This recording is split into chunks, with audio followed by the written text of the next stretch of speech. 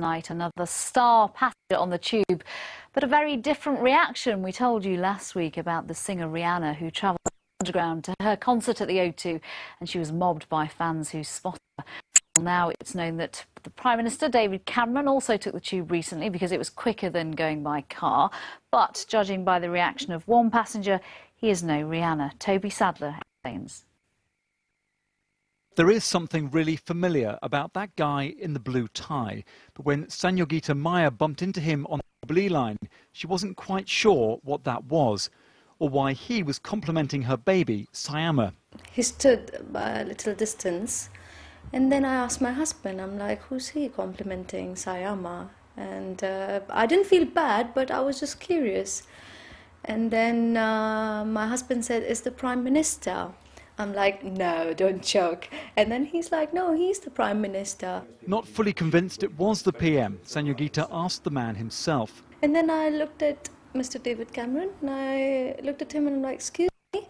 He's like, yeah. And then I said, are you the Prime Minister? And then he said, yes. And he smiled at me. And I'm like, oh, well, sorry. And I made, I don't know how many faces. And I'm like, oh, I'm really sorry. Now, of course, any self-respecting commuter knows that when you go on the tube, you don't look at anyone and you certainly don't speak to anyone. You'd have thought that David Cameron would have learned from Prime Ministers past, as back in 1999, Tony Blair took the tube to the Dome with embarrassing consequences. Mr. Blair certainly looked a little nervous on public transport, even when he was recognised. But it was his interaction, or lack thereof, with Georgina Leketi-Solomon which went down in history. He tried talking to her, but in true commuter fashion, she ignored him. Other famous faces on the tube have fared better.